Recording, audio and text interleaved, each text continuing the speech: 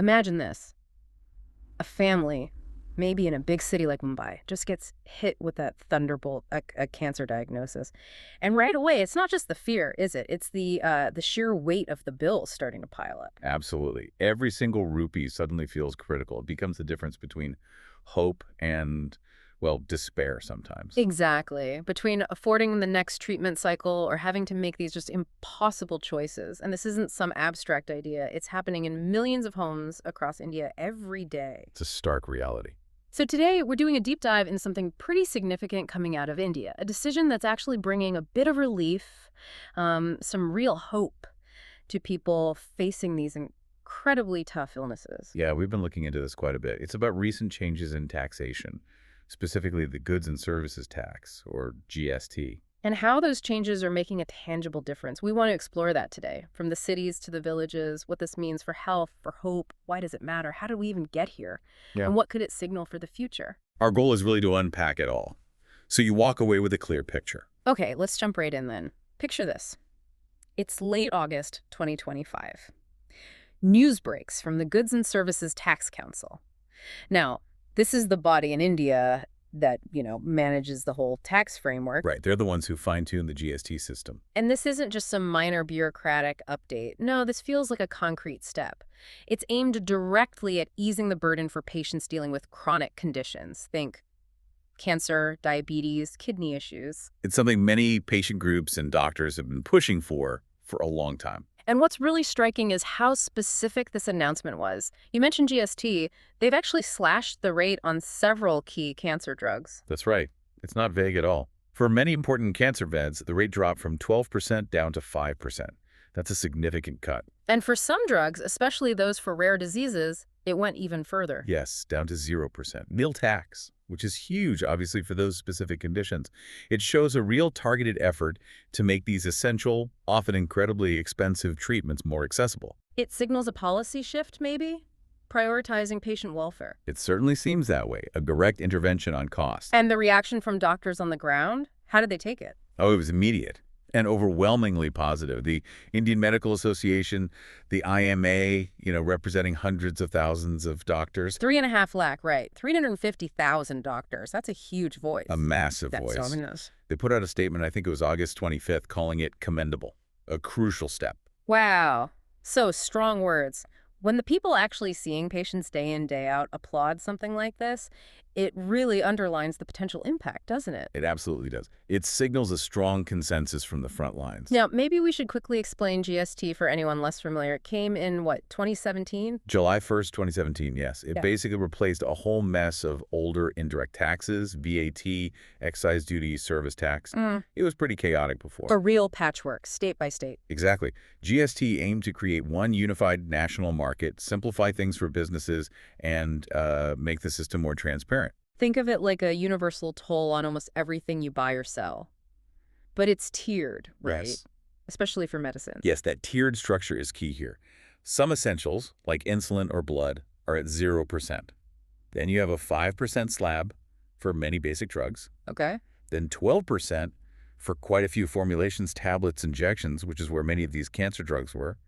And even an 18% rate for some niche things like nicotine gum, for example. So that drop from 12% to 5%, that 7% difference, it might sound small initially. You might think so, but let's put some numbers on it. Imagine a cancer drug costs $1,000 per cycle. Okay, 1 lakh rupees. That 7% cut, that's $7,000 saved right there immediately on that one cycle. Just like that. Wow. And cancer treatment isn't usually a one-off thing, is it? It often involves multiple cycles, sometimes stretching over months or even years. Right, of course. So you multiply that 7,000 saving by, say, 6 cycles, 10 cycles? Exactly. Suddenly you're talking about truly significant savings for a family.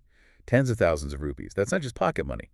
That's potentially making treatment sustainable. It could mean the difference between continuing treatment or having to stop. Precisely.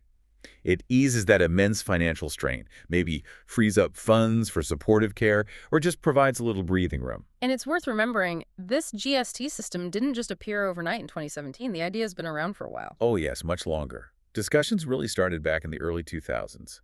The Vajpayee government, the Kelkar Task Force. Hmm.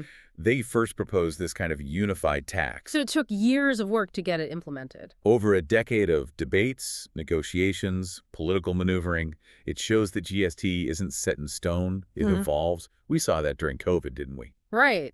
They dropped taxes on ventilators, oxygen concentrators. Down to zero. So these current adjustments for cancer drugs, they fit that pattern, the system adapting to pressing public health needs. It's a living system. But, numbers and policy, they only tell us so much. To really get why this matters, we need to talk about the people affected. Human impact, that's where it really hits home. Let's think about someone, let's call her Priya, maybe a 38-year-old teacher in Kolkata. She gets diagnosed with stage 2 breast cancer. A devastating diagnosis for anyone. And her family relies heavily on her income. Suddenly, they're looking at bills, maybe 8 lakh for surgery, chemo, drugs like trastuzumab. Which is an enormous sum for an average family. So they do what they have to do. Sell jewelry, take loans. But on top of that 8 lakh, the old 12% GST adds nearly another lakh on 96,000 euros, just in tax. An extra burden when they're already struggling. And you hear this echoed in patient groups, right? People saying it feels like the system is penalizing them for being sick. That's a common sentiment, unfortunately. Mm-hmm. And Priya's story, tragically, isn't unique. India sees around 1.4 million new cancer cases every year. 1.4 million, that's staggering. Projected to rise significantly, maybe over 2 million new cases a year by 2040. That's a huge jump, over 57%. That grief. What are the most common types? We see a lot of breast, lung, cervical, and oral cancers. And the death toll is immense, around 1,300 people dying from cancer every single day in India. Every day. It puts the scale of the problem into perspective. These aren't just numbers, they're families, communities being impacted. It's a massive public health challenge. And the cost. We talked about Priya 0 lakh, but it can be much higher, can't it? Oh, absolutely. A single chemo cycle might be 50,000 to 1 lakh. Yeah. Some of the newer targeted therapies or immunotherapies can push the total cost into crores, tens of millions of rupees. Crores.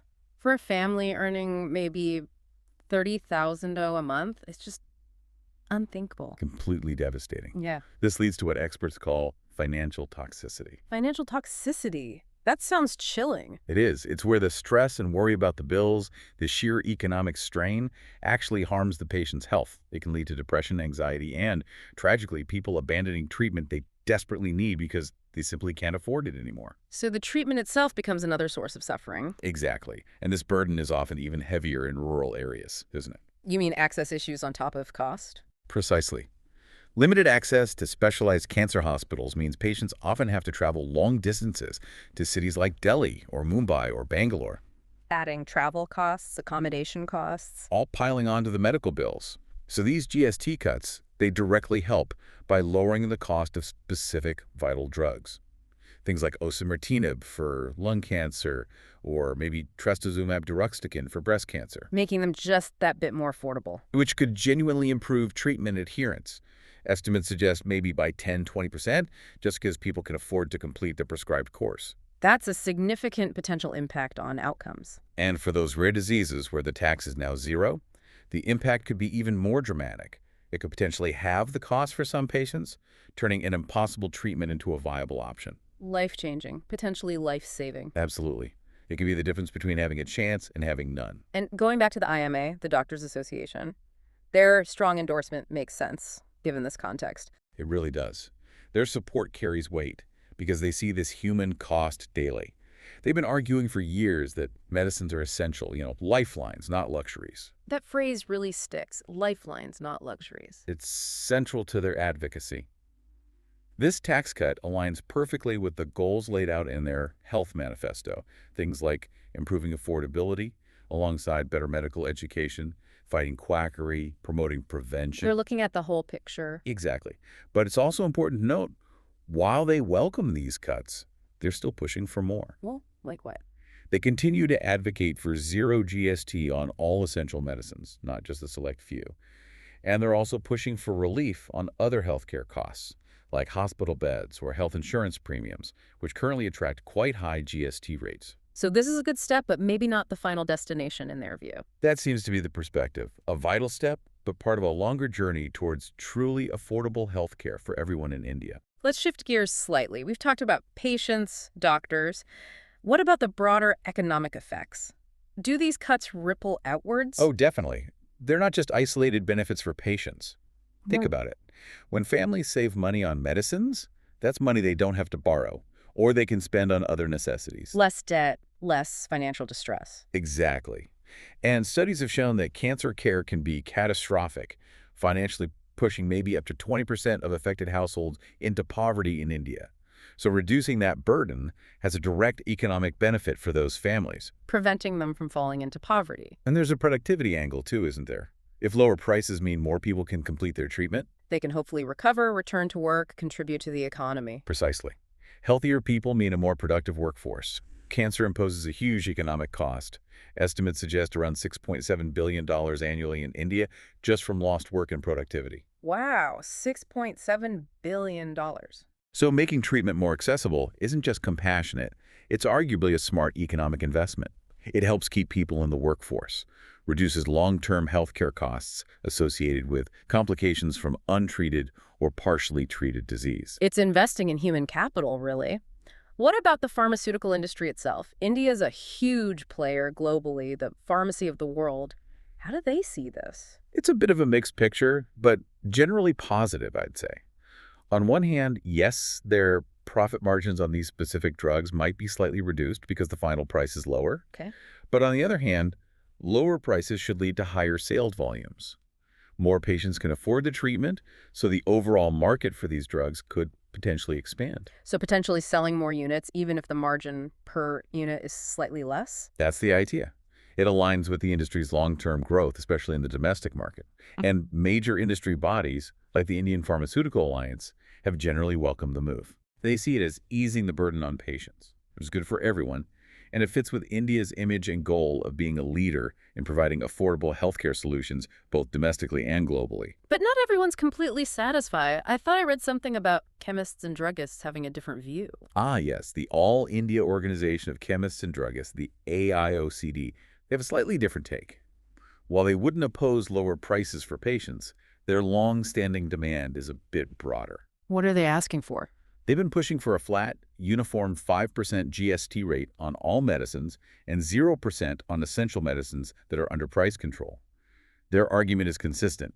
Medicines are necessities, not luxuries, and the tax system should reflect that uniformly. So they want even broader simplification and reduction, basically. Essentially, yes. It highlights that ongoing debate about where exactly to draw the lines in the tiered GST structure for pharmaceuticals. Interesting. Okay, let's zoom out even further. How does India's move look when you compare it internationally? Are other countries doing similar things? That's a great question because India isn't operating in a vacuum. Countries everywhere grapple with this tension. How to raise revenue versus ensuring access to essential medicines. The eternal balancing act. Exactly. And approaches vary wildly. Look at the U.S. No national sales tax on drugs, but the list prices are often astronomically high. A cancer drug might cost 10 times what it costs in India. So no tax, but unaffordable anyway for many. Right. Then you go to Europe. The UK has 0 VAT on prescription meds.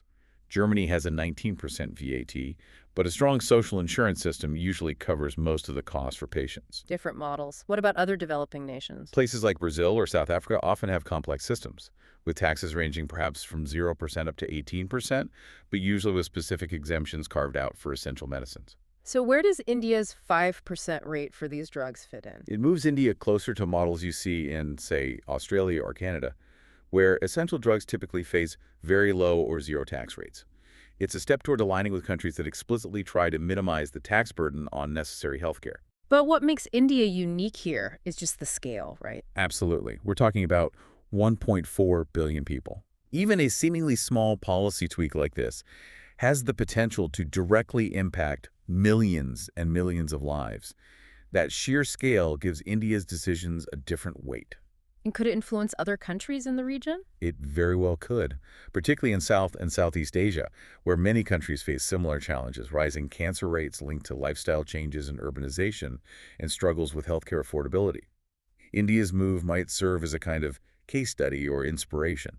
A potential ripple effect beyond its borders. Okay, so looking ahead now, these cuts are clearly a positive step, a real beacon of hope, as you said. But the journey isn't over. What's next? Well, one key area to watch is health insurance. As we touched on, there are active discussions about reducing the GST on health insurance premiums. Which is currently quite high. Yes, 18%. That adds significantly to the cost of buying insurance, which can be a barrier for many families. There's actually a group of ministers, a JOIM, specifically looking into this right now. So potential relief on insurance costs could be on the horizon too. It's certainly being considered, which suggests a more holistic look at healthcare affordability beyond just drug prices. And it's not just about treatment costs, is it? Prevention must be part of the picture. Absolutely critical. Government programs offering free screenings, like under the Ayushman Bharat scheme, are vital complementary efforts. Catching cancer early dramatically improves outcomes and reduces long-term treatment costs. And making drugs locally. Does that help? Yes, experts consistently call for more investment in domestic R&D and manufacturing.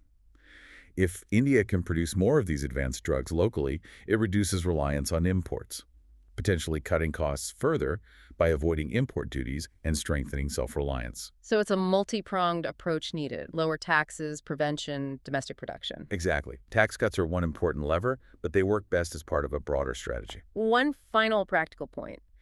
How do we make sure these savings actually reach the patient? That's crucial implementation and monitoring. The cuts are effective immediately, but systems need to be in place to ensure pharmacies update their billing and pass on the full benefit. So patients need to be aware. Yes, patients should check their bills, look for that reduced GST rate, and perhaps report discrepancies if they see them.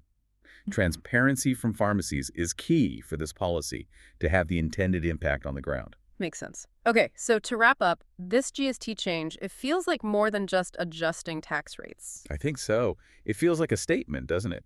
A statement that, at least in this instance, health is being prioritized. For families like the one we imagine, like Priya's, for countless others, it means one less huge worry, one less barrier in what's already an incredibly tough fight. A little more breathing room. A little more hope. So as we think about this moment in India, it really makes you wonder, doesn't it? What other systems, what other financial burdens that people face could we perhaps look at through this same lens? Through the lens of human impact? That's a powerful thought. Where else could seemingly small policy adjustments create these kinds of significant ripples of hope?